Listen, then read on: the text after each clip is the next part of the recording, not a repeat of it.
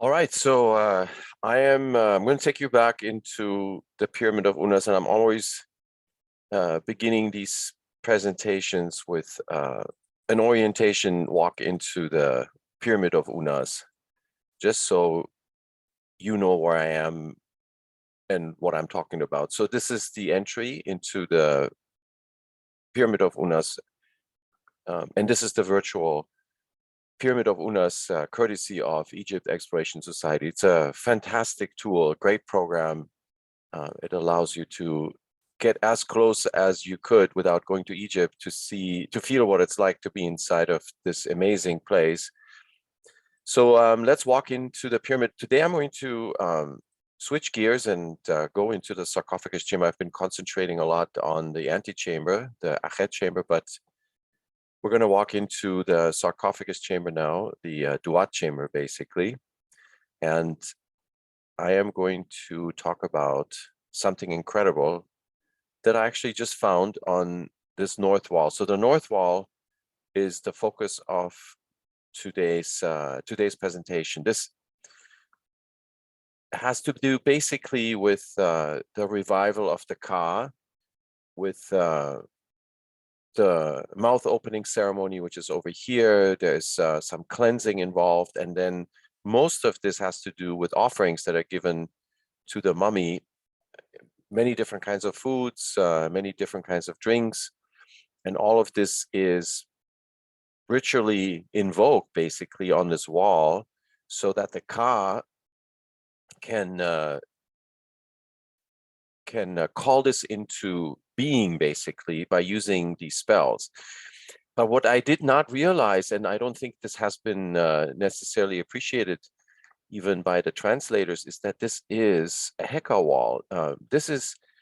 You can think of this as a lexicon, a Heka lexicon, where you have all these different foods and drinks being invocated with ritual sayings, short little phrases that phonetically, there's a word in those phrases that phonetically sounds like, has some resemblance to the food or the drink that's being invocated, even though it really does not specifically mention it. So it's an indirect phonetical invocation of this food or drink item, which is then mentioned at the end of each one of these invocations.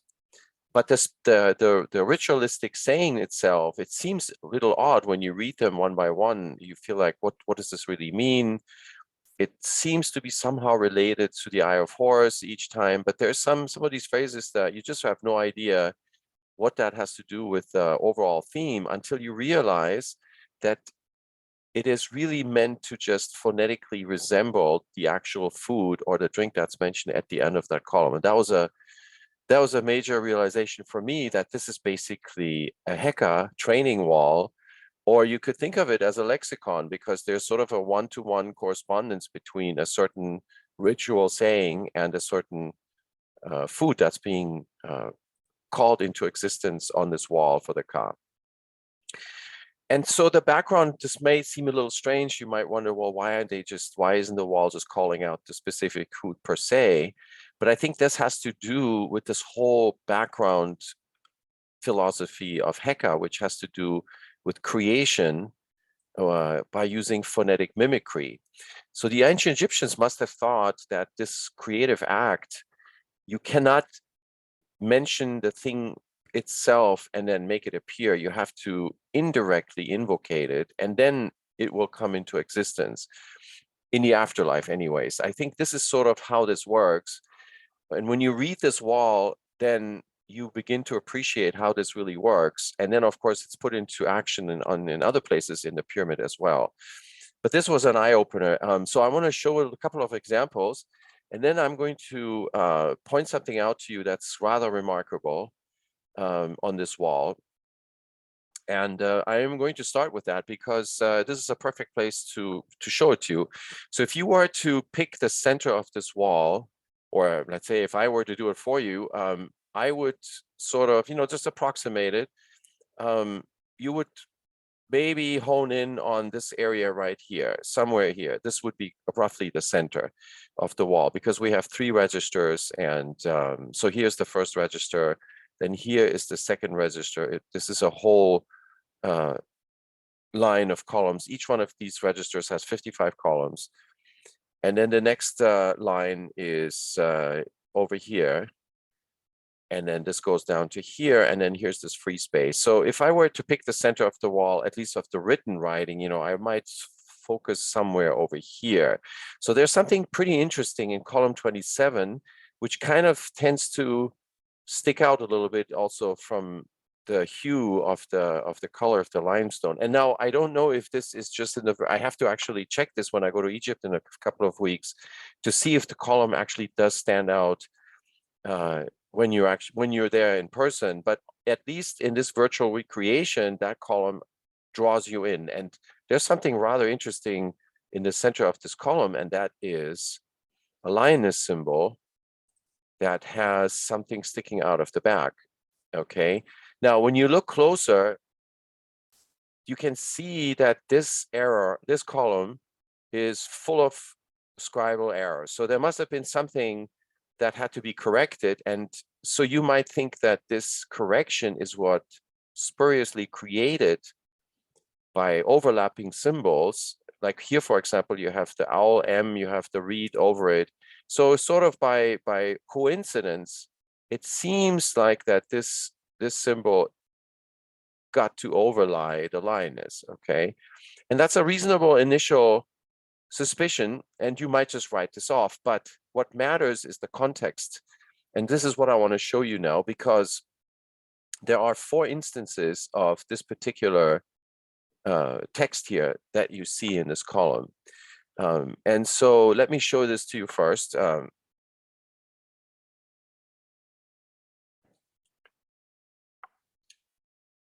And I have to switch gears real quick. So I'm going to show this to you over here. So this particular text here, I've basically highlighted the 4 instances. So here is the particular column I was mentioning, is column 27. So it's 55 plus 27. It happens to be column 82, which of course the height in cubits of the Pyramid of Unas, and it's also the height of the King Chamber and the Great Pyramid. And in another video, I was pointing out how there are architectural bridges between Unas and Khufu.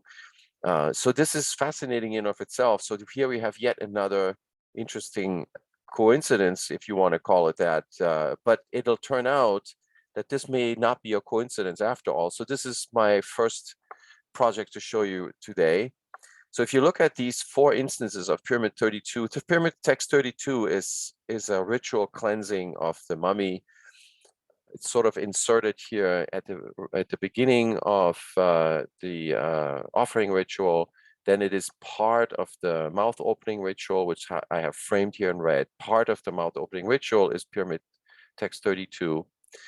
Then we have it here on the well, I'm sorry, we have it here in the second column, and this is the instance with that lioness with a rod sticking out. I'm going to show you this picture again in a moment. So, but this is the third instance, and this is on the second register, and the fourth instance is here on the north wall of the corridor. So we have 4 instances, and if you look at each instance, what is actually written here, so it says Jet Medu Fdu Zep.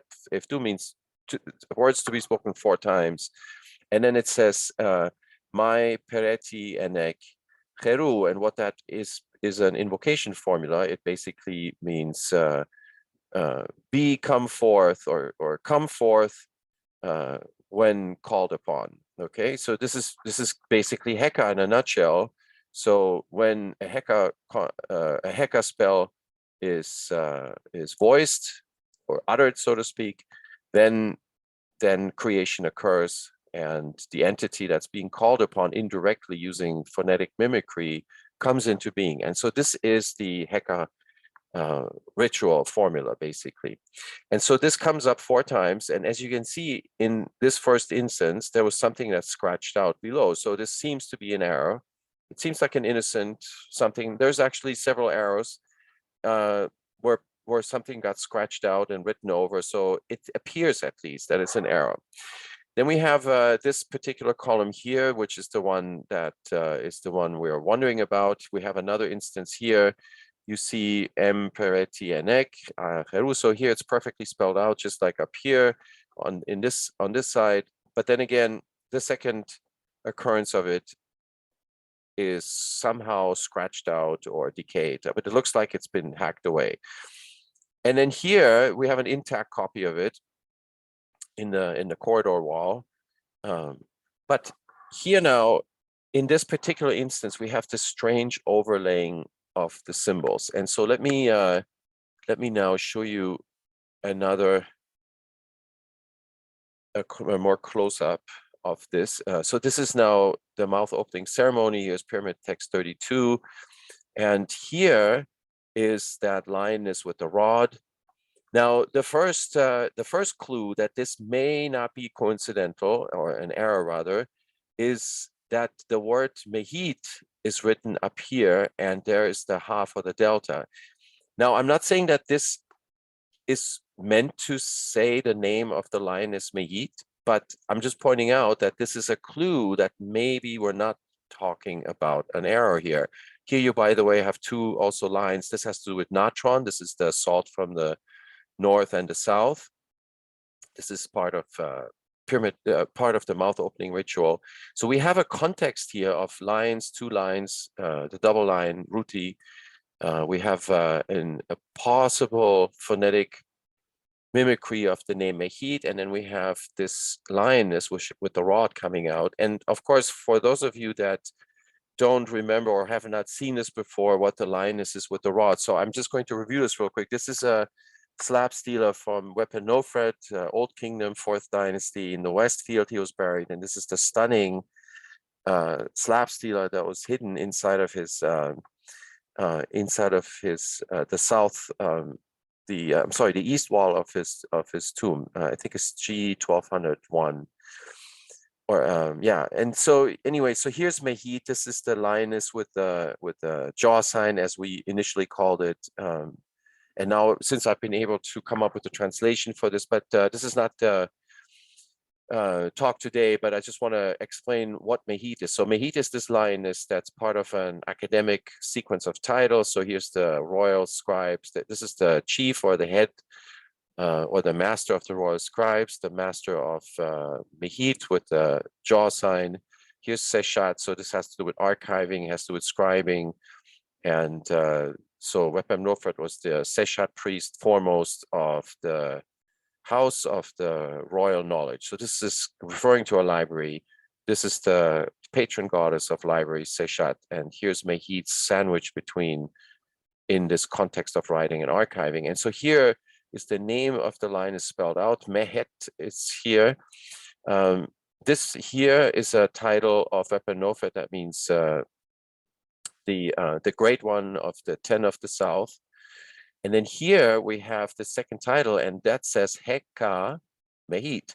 So Heka and Mehit are inseparable. Mehit, this title, it's kind of a cryptic title, and it's not really clear what exactly a Heka priest of Mehit was doing. But if you look at First Dynasty sealings, it's pretty clear that this had to do with scribing, with archiving. So these were text experts. And Wepemnefret was one of the very few, only 5 known after the initial, early dynastic period that carried this tandem title with Mehit in it. And so he was also a Heka of Mehit. And so that is this Mehit lioness with the symbol, with the rod coming out. That is really the context now that I'm touching on in Unas Pyramid. I have to remember, this is, of course, early 4th Dynasty, and the Unas Pyramid, we're talking 2350 BC, so this is 150, maybe 200 years after Wepemnefret, after the Giza pyramids were built. So this is after the fact, and now at this time when Unas was alive, the Mehit had disappeared from the record. So this in and of itself may not mean much, but there is a larger context that's that we're working on right now that that proposes that the cult of Mehit was erased and it was replaced with a Sphinx cult. And so there were some in the priesthood that wanted to keep this alive, the original Mehit cult, and that's how they did it. They basically cryptically recorded the presence, but they were not able to overtly record that history. Maybe there would have been a punishment or something like that, and the cult of Mehit was not allowed to be mentioned. And so this is kind of the overall context that I'm developing, and so I'm just mentioning this to you so you understand why this could be significant. But so let me show you now something that further supports the idea that this is not an accident, that this may in fact be a cryptic mention of the lioness Mehit with the rod coming out, the jaw sign basically coming out of her back. So besides these two, let me show you something else that's interesting. So when you look at the pyramid texts in the second and third register, so these are the Pionkov photos that were supervised by Natasha Rambova. This is the translation and the survey of the pyramid text by Alexander Pionkov. And what I'm showing here are the photos that are taken from the second and the three registers. So this is the first and the second register, but we're going to scroll down and go to the third register. So the third register is basically this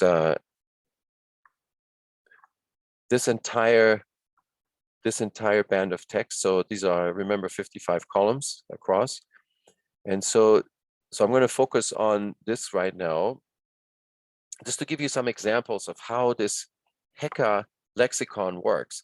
So in each column, this is the leftmost column, in other words, the westmost column in the third register. And this is a continuation of a very similar formula that is occurring on the second register. So what's going on here is that in each column you have Osiris Unis, and then it mentions almost invariably the Eye of Horus. So what is written here is Emenek, which means take to yourself, or take for yourself. Air Heru means the Eye of Horus, and there is Horus sign. I'm going to enlarge this a little so you can see this more clearly. So so here is this means Emenek, and that means take for yourself. Iret means the eye. This is the sign for Horus, so the Eye of Horus. And then, so to give you an example of how this phonetic similarity works. So let's go to this column over here. 1, 2, 3, 4, 5, 6, 7, 8, 9. Let's go over here. So here, for example, we have I, N, and neck, which means bring for yourself. Abu, Abuf means his teeth. This Heju means white, so bring for yourself his white teeth. And then it says Uju, okay, and be sound, basically. So it's talking about white teeth, and it's talking about soundness that comes with these teeth. So it's kind of a strange phrase that doesn't really completely makes sense, unless of course maybe we're talking about a mummy that doesn't have any teeth, and so the mummy needs teeth in order to be able to chew on the food, or maybe the mummy did have teeth, but the teeth weren't in order, so the mummy needed new teeth. So in that way you may be able to make sense of this line, perhaps. But so then what we have underneath here is now the offering, and the offering happens to be a white onion. So this is the symbol for the onion, and the word for onion is hedge. And so see, hedge and uju, and uju, okay, or heju, which in this case means white, and uju means to be sound. So it has nothing to do with the onion, but it is a Heka invocation of the onion, the white onion, whose symbol you see here, and whose word, the word for white onion, happens to be hedge. So that's how this is done. And this recurs over and over again. So let me give you another example. So here is again Osiris Unis Mhepech. That means as the one who has stolen the Iret Heru, so the Eye of Horus, as the one who has stolen the Eye of Horus. And so now this is what I was saying. It doesn't necessarily make sense that Osiris Unis is the one who stole the Eye of Horus. It's rather he's the recipient. So this is a little bit strange, right? But then what we come to find out is that the offering is a chepesh. A chepesh is basically a foreleg, a roasted foreleg, and it's being offered as a cup of roasted foreleg over here, and it's spelled chepesh. So we have the word stealing, chepech, and it sounds phonetically similar to chepesh, and that is how the foreleg is being invocated. So that's basically how a lot of these are working. We have occasionally, or rarely, I should say, we have one where you have a one-to-one correspondence, and not completely surprisingly, in this particular case, it's the rising loaf, which of course the pot has a special significance because it relates back to the Pautiu, which are the primordial creator gods. And so here we have Emenek, take to yourself the Eye of Horus, Patek, Unemek, so the rising loaf into your mouth. Or I'm sorry, the rising, or eat, I should say, eat the rising loaf. And then here we have the rising loaf directly mentioned, the pot. So so now let me go on and show you another couple of these examples as we move down the wall.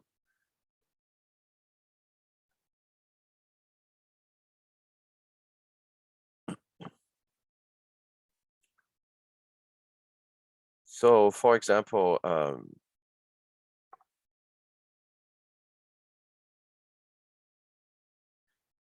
here, for example, we have again Emenek, Iret Heru, which means take to yourself the Eye of Horus, and then Nai Shah, it says Nai Shah Si Erek, and Shah Si and Shot, the bread, is again a phonetic similarity. So with this word, you're invocating that word.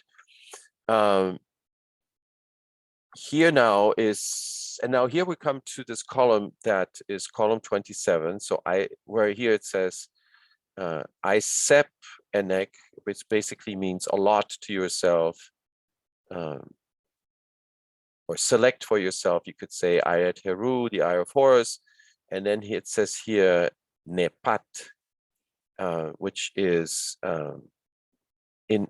and so Nepat is again a bowl of a food offering, but Nepat and Isep, the P is what is being phonetically mimicked here. The Pa, Pat, and the Isep. So sometimes it's just a consonant. It's not necessarily even a whole word. Sometimes it's anagrammatic. So the order of the letters are in a different sequence. So it's fascinating. All of this apparently is fair game in the Heka world, and this is something that I had an inkling when we were looking at the mouth opening ritual that something like this might be going on even with anagrams. But here, when you look at the second and third register, it's almost, you're being literally taught how this is done with many different examples for each one of these different offerings. Okay, so now we come to two columns that are very important in proving or providing further evidence that this occurrence of the lioness is not with the rod is not a coincidence.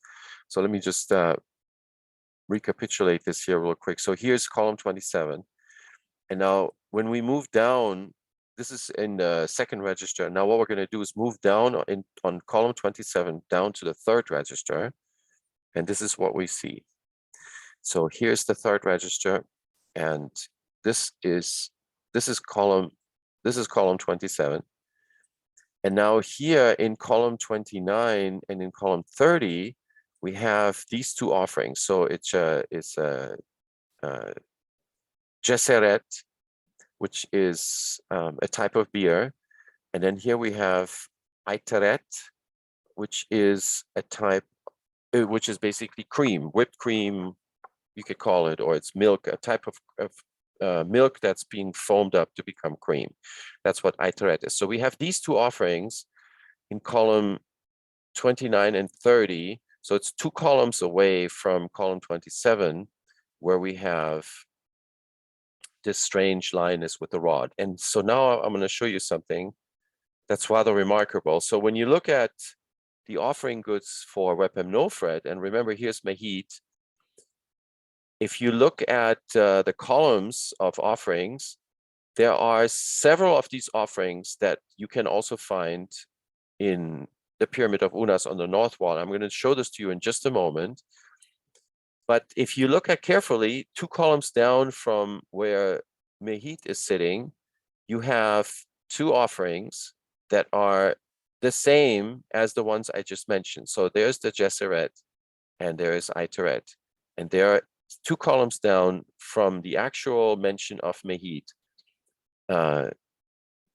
in sequence.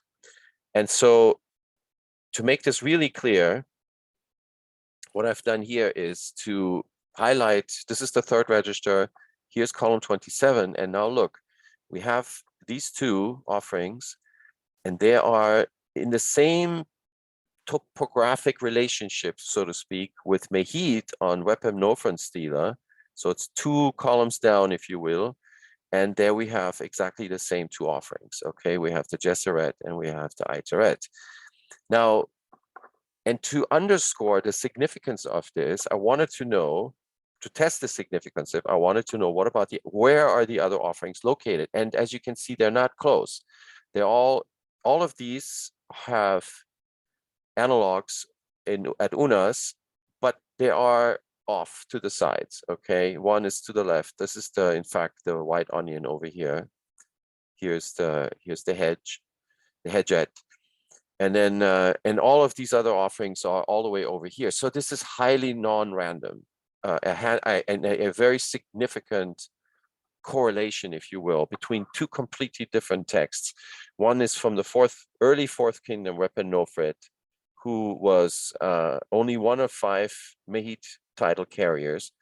And then we have the Pyramid of Unas, where we have this column with what looks initially like an error, creating sort of fortuitously a lioness with a rod coming out. But then we have that we have the authentic confirmed mention of the lioness in Wepemnefret Stele, and we have 2 offerings which are topographically placed in an identical fashion, or I should say analogous fashion, 2 columns away, as here, where we have 55 columns.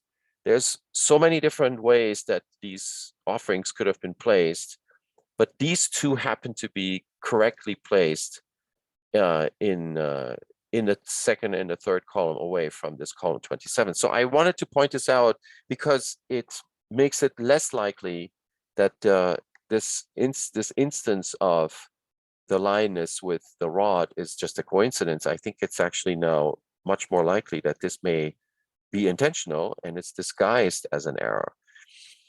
So so just a recap of what I was talking about. So we have this text cassette, Pyramid Text 32, which is a mouth cleansing ritual. And we have 4 instances of this, 3 on the north wall, 1 here in the corridor wall. In the third instance, we have, in 3 of these 4 instances, we have a strange scratching out. And in one case, we have this overwritten text column, and it creates a lioness with a rod. Initially looks to be a harmless error, but when you look at the context around this symbol, not only is this in the very close to the true center of this wall. It also happens to be in the 82nd column, which relates back to the Great Pyramid. It happens to be close to a mention, a literal mention of Mehit without the Linus context sign. It happens to be next to a column where a double line is mentioned. And it happens to be 2 columns away and 3 columns away from 2 offerings that are identically mentioned, also 2 columns away on the Stele of Wepemnefret. So this is a series of supporting evidence items that I think make it likely that this could have been an intentional placement and mention of Mehit, but in a cryptic fashion. And as you can, of course, tell that this whole entire Heka technique is about showing something that cannot be shown directly, but it's shown indirectly. And so to close this talk, I have another architectural secret, so to speak, to show you.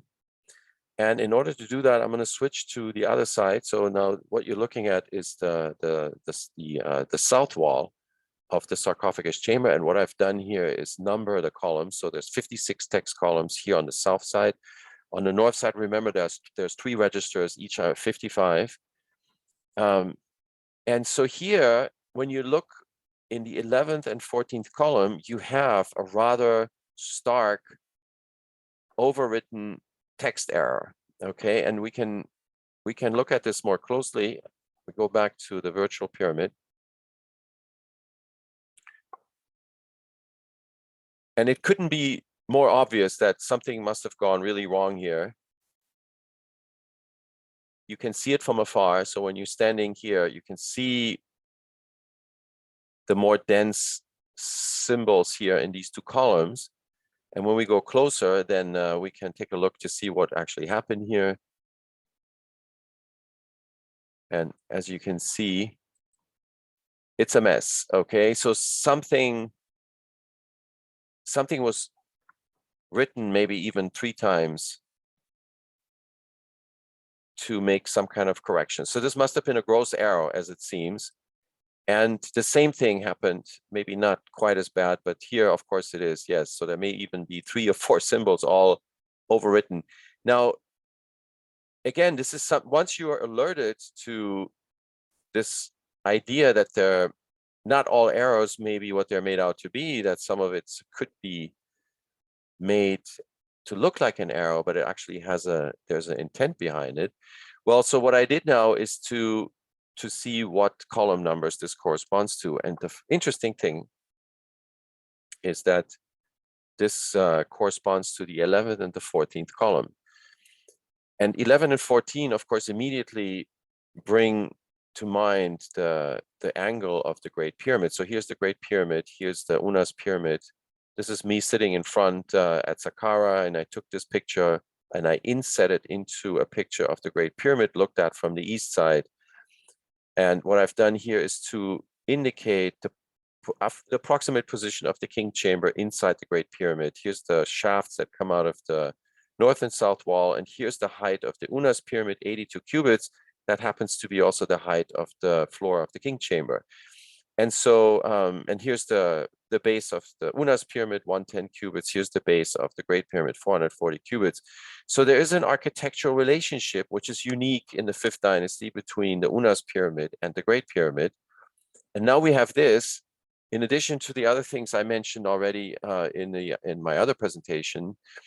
Now we have this interesting error, 11 and 14, that corresponds to the sechet of the Great Pyramid. What a sechet is basically the Egyptian way to define a pyramid angle. So for each 11 cubits, you have 14 cubits up, or you can call it palms, whatever metric you want to think of it.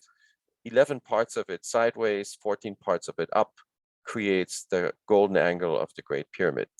And that happens to be the 2 columns where we have this strange error that occurred twice. So, but not only that, we also have 56 text columns on this wall, and 56 is an important number in the Great Pyramid as well, because when you walk up through the ascending passage, you come to this grandiose incredible grand gallery that will take you up to the king chamber. And the grand gallery has slots on the side. So there's benches, one on the west side and one on the east side. And this is just a cross section, so you can see one set of these benches. And there are a total of 28 of them, including the bench. I'm sorry, there's slots basically inside of these benches. I forgot to mention. So there's a bench, and each bench has these slots that look just like this. And there are 27 of them on the incline. And then when you come to the landing up here, you have the 28. So you have 28 on each side. 28 times 2 is 56. So we have yet another architectural feature that's prominent inside the Great Pyramid that we see here represented as text columns.